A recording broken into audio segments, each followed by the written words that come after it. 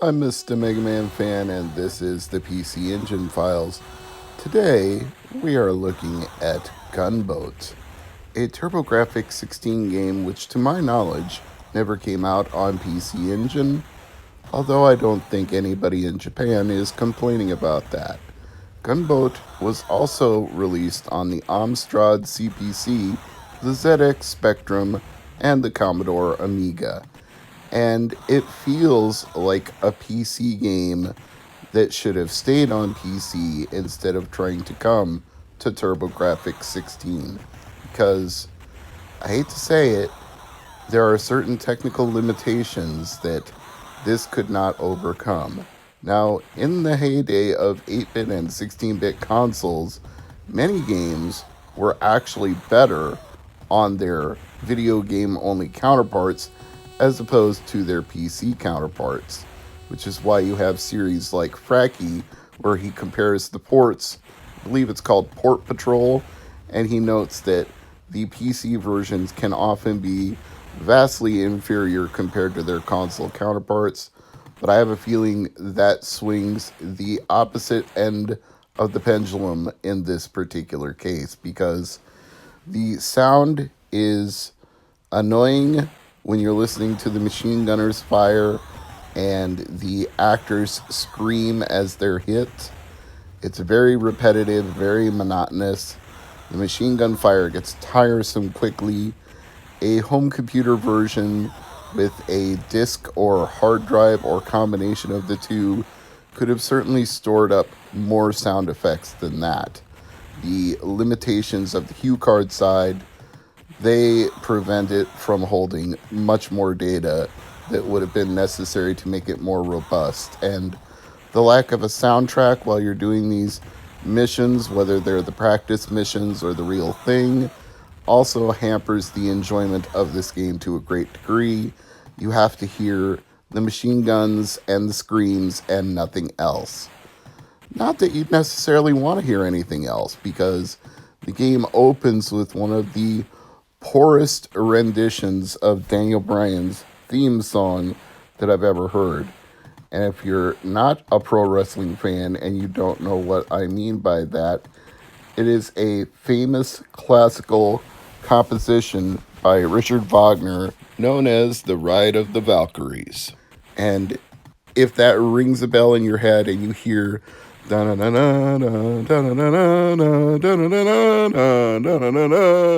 you do know what I'm talking about. But the version of it in this game that opens the game is even worse than my performance just now. And these missions, the actual missions, are no fun either. It's terrible. There's a very poor targeting system here. You have a limited field of view to shoot at the targets because over half of your screen is taken up by the gunboat that you're on. So you can't even see what's coming up on the horizon, what you're coming up to. And unless you're using the grenade launcher, there isn't even a crosshair to aim anything at. So you have to guess between the position of the two guns, as you're seeing here, what you're actually aiming at.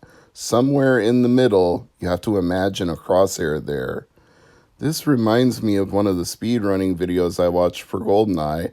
I believe it was Carl Jobst, you absolute legend. And in the video, he talked about how GoldenEye speedrunners would actually paint their own crosshair on the screen so that they could complete missions more quickly. That might be necessary, not just for speedrunning Gunboat, but just playing Gunboat, period. Most importantly, this lacks the visceral excitement that something called Gunboat should actually have.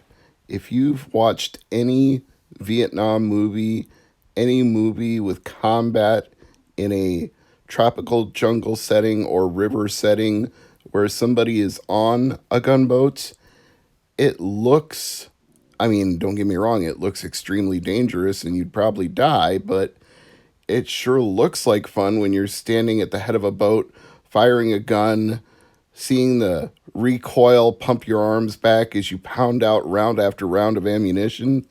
Man, that looks exciting, doesn't it? None of that is captured here.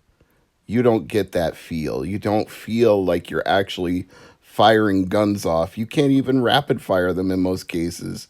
You hit the button, you discharge ammo. You hit the button again, you discharge ammo.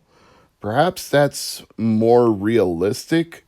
Maybe the gunboats of the era of the Vietnam War were not rapid fire, but at least in movies they make them look like they are. So you would want to experience the lack of reality as opposed to the actual reality. And the video game doesn't even afford you that. You can't immerse yourself in it. And you just fire one shot and fire one shot and hope you hit something and fire one more shot. And sometimes you hit it and sometimes you don't. And even when it seems like there's some risk reward involved, like you've got to take these targets out before they take you out or before they hurt your comrades on the boat, it's not like you know them. It's not like you see them. It's not like you interact with them. And the same goes for the enemy. They're faceless. They're nameless. You know nothing about them other than they're trying to kill you, so you're trying to kill them. So, whatever.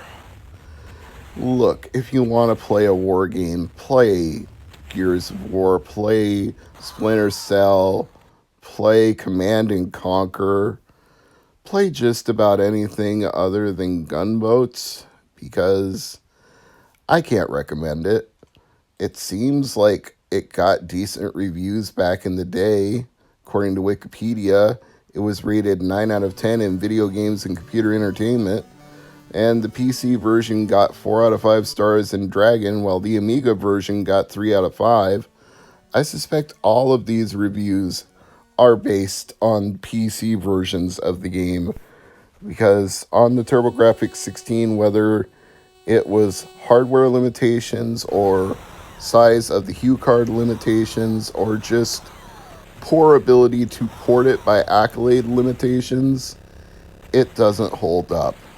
And if you want to own a copy of Gunboat for your PC Engine / TurboGrafx 16 collection, well, that may be the final nail in the coffin here as far as whether or not you would want this game.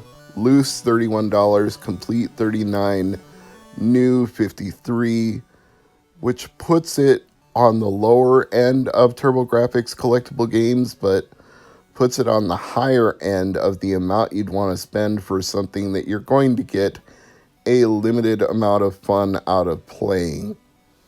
Now, perhaps in emulation, you might start to get somewhere with this and start to actually enjoy it. As you can see from this particular section of my gameplay footage, you can actually assemble a team.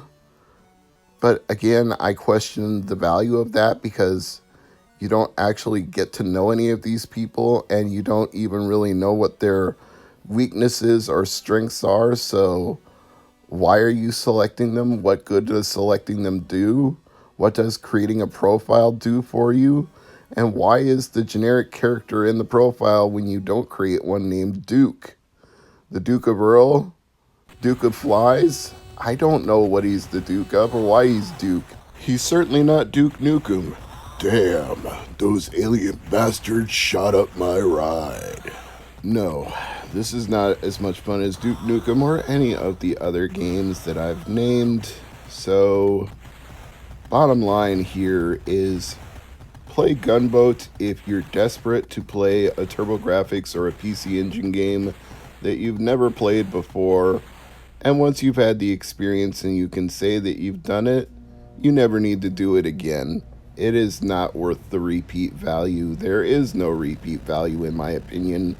Monotonous gameplay, no music in the background, terrible sound effects that will grate on you like nails on a blackboard. It is an overall insufferable experience that should only be repeated by the most sadomasochistic of video game players. Gunboat isn't fun, but I can say that I had fun telling you how bad it was, so perhaps there is that. I'm Mr. MegaManFan. Thanks for watching, and the PC Engine Files will return with a hopefully much better game next week. Until then, you know what to do. Like the video, subscribe to the channel if you're not a subscriber, and leave a comment below, which I'm sure somebody like Bjorn or Ryan will be happy to do. Shout out to both of you, and thank you for watching.